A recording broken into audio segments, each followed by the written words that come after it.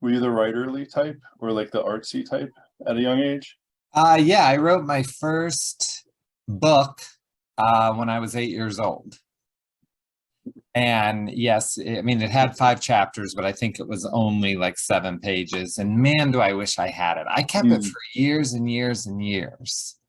But I don't have it anymore. But when I was 16, I wrote like my first full novel, and it Oh, wow. was my 10th grade English teacher, Mrs. Whetstone, Mm. who read it and gave it to the 12th grade English teacher. And I was devastated. Like, what, the 12th grade English Yeah. teacher? I didn't approve that. Yeah, it was big league. And she, which of course I hadn't had her yet, she took me aside, and I mean, they ripped that book Mm. to shreds. And it was so great. Yeah. Like I mean, they made me feel like I was going to be a writer. And I've thanked Mrs. Whetstone many times. And, you know, when I was interviewed by my local newspaper once, I called her out, and then Mm. people contacted her because she really treated me like a writer. She wasn't like, look, kid, I have Yeah. tests to grade. I can give you my interviewing secret if you'd like to have it, because I do think it truly works. When I interview someone, they are the most important person in the world. And no one else but that person matters for that project. So, for like Fire Walk with Me, when I interview Greg Feinberg, Mm.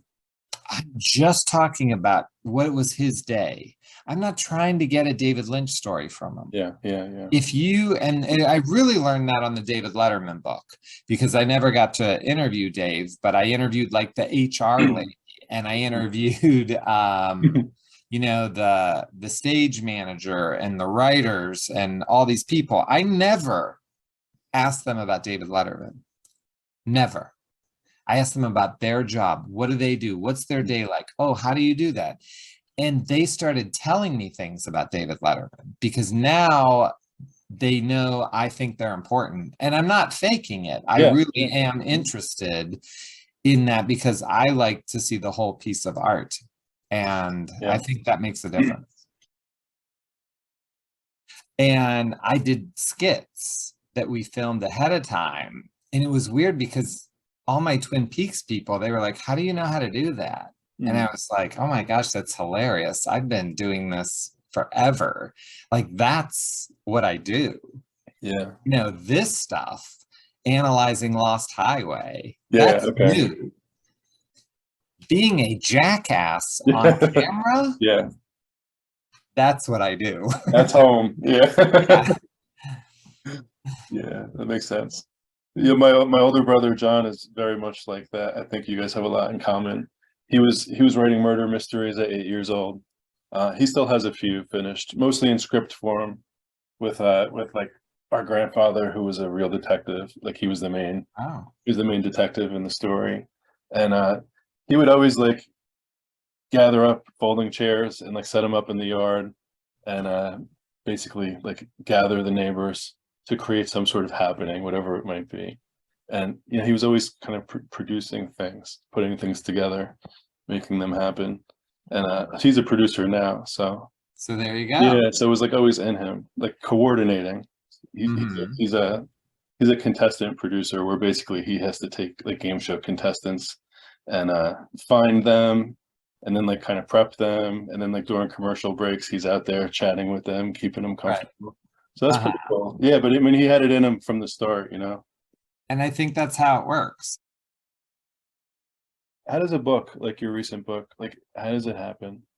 Kind of like from roots to fruits, so like from the root of the idea to the actual blossoming. Can you walk me through that in just a few minutes? Like, Sure. I mean, the Lost Highway book, I don't know if that's a good one you could pick a to different one do, if you want. but I feel like the Letterman book is a better story.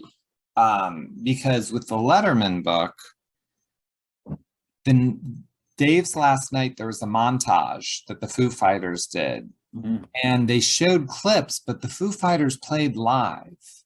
Now, I've been making movies my whole life. To match something is really hard. And they played live and the clip matched. That really got me thinking.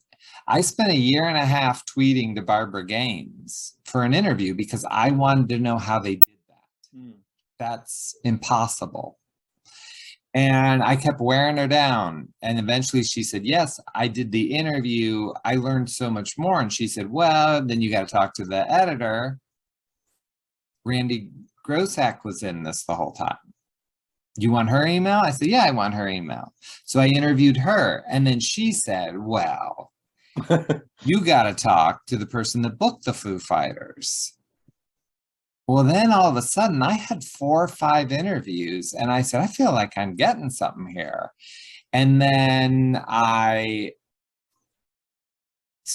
was like the last 6 weeks of Dave were so interesting. So I started putting that together and thought, oh, I could write a little bit about each episode. And I had a book. So I put that together. And then I thought, these people had never given an interview. And I was friends with David Bushman, who worked at the Paley Center. And I said, I want to publish this, but I want to own it. Hmm. And he said, well, what if you and me just start a company? And I said, okay, how are we going to distribute it? So we started to take meetings, and these places didn't want someone who had one book. They actually said, we don't care about one book. We care that you'll have $1 million in sales per year. And I was like, I've got a book about David Letterman, like $1 million. What? Mm. And it was pretty much that way everywhere until we met one guy who loved Dave. Yeah. He owned that company. He wasn't as big. We said, well, we'll get other books. We have other books cooking up, but we didn't. Yeah. And then that guy bought it.